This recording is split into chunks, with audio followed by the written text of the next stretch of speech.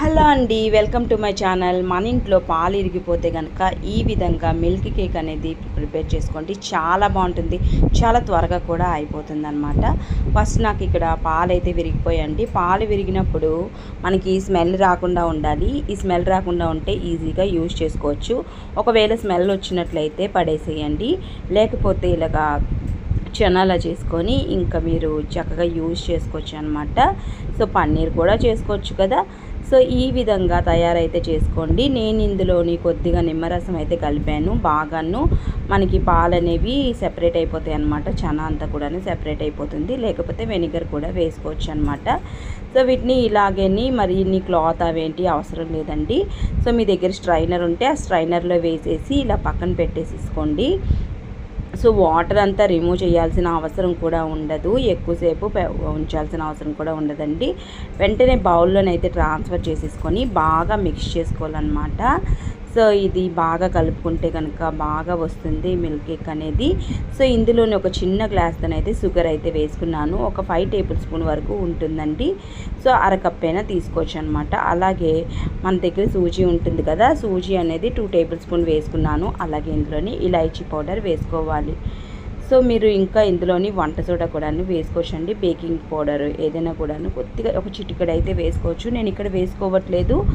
So అలా కూడా చేసుకోవచ్చు అనమాట. సో మనం చేత్తోనైతే బాగా కలుపుకుంటే మొత్తం ఉండలు లేకుండాను బాగా మిక్స్ చేసుకోవాలన్నమాట. ఇది బాగాను మొత్తం ఎక్కడా కూడాను గడ్డలు లేకుండా చూసుకోవాలండి. బాగా మిక్స్ చేసుకోవాలి. సో ఈ విధంగాను తప్పకుండాను చేసుకోవాలన్నమాట. సో మొత్తం అయితే నేను ఇలా మంచిగా అయితే కలిపేసుకున్నాను. సో ఇలా కలిపిన తర్వాత కొద్దిగా ఇక్కడ పాలు కానీ అలాగే మనకి చనా వాటర్ ఉంటుంది కదా, సో వాటిని కూడా యూజ్ చేసుకోవచ్చు అనమాట. సో ఇది కొద్దిగా అడ్జస్ట్ చేసుకోవడానికి అయితే ఇక్కడ వాటర్ అయితే వేసానండి. సో ఇంకొద్దిగాను పాలు అయితే వేసాను. సో ఈ విధంగా కన్సిస్టెన్సీ మరిన్ని డ్రైగా ఉండకూడదు, కొద్దిగా వాటర్ అనేవి ఉండాలి. సో ఈ విధంగా ఉంటే సరిపోతుందండి.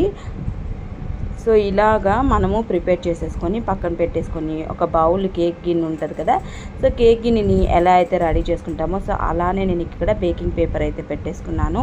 సో చుట్టూ ఆయిల్ కానీ నెయ్యి కానీ స్ప్రెడ్ చేసేసుకొని సో ఒక కేక్ గిన్నెలోనైతే వేసేసుకోండి, లేకపోతే స్టీల్ గిన్నెలో కూడా వేసేసుకోవచ్చు అనమాట. ఎలాగైనా పర్లేదు. సో మనము కేక్ బ్యాటర్ని ఎలాగైతే స్ప్రెడ్ చేసుకుంటామో సో అలాగా ఈవెన్గా స్ప్రెడ్ చేసేసుకోవాలి. సో ఈ విధంగా స్ప్రెడ్ చేసేసుకొని పక్కనైతే పెట్టేసుకోండి చుట్టూ అంతా కూడాను. సో పేపర్ కూడా పెట్టేసుకోవచ్చు అనమాట. ఈ చివర్లు కూడాను మీకు ఈజీగా వచ్చేస్తుందండి. సో నేను ఇక్కడ ఓన్లీ కిందనైతే పెట్టానమాట. సో ఈ విధంగా పెట్టేసుకొని ఏవైనా ఉంటే కూడాను డ్రై ఫ్రూట్స్ కూడాను యాడ్ చేసేసుకోవచ్చు మీరు.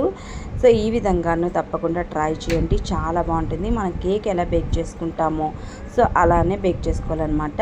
సో ముందుగాను ఇక్కడ నేను చిన్న కడాయిలో అయితే చేసుకుంటున్నానండి. ఒక స్టాండ్ పెట్టుకొని ఒక 10 నిమిషాలు ప్రీ హీట్ చేసుకోవాలి మూత పెట్టేసి. సో 10 నిమిషాల తర్వాత వేడవుతుంది కదా, సో అప్పుడు ఈ కేక్ గిన్నెని అయితే పెట్టేసుకోవాలన్నమాట. సో మిల్క్ కేక్ చాలా బాగా వస్తుంది. దీన్ని మీరు ఒడిశా స్పెషల్ చెన్నపోడ కూడా అంటారు. సో ఈ విధంగా తప్పకుండా ట్రై చేయండి. ఇంకా చుట్టూ ఇలా బ్రౌన్ కలర్ వచ్చేసింది కదా, సో కేక్ అనేది బేక్ అయిపోయిందనమాట. ఇలా చాక్తో చెక్ చేసుకుంటే నీట్గా వచ్చేయాలి.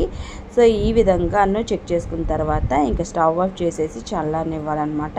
చల్లారిన తర్వాత చక్కగా డీమోల్డ్ చేసుకోవచ్చు. సైడ్స్ నేను బేకింగ్ పేపర్ పెట్టలేదు కాబట్టి ఇలా చాక్తోనైతే మొత్తం అంతా కూడాను సైడ్స్ అయితే చాక్తో ఇలా చేసుకుంటే ఈజీగా రిమూవ్ అయిపోయిందండి.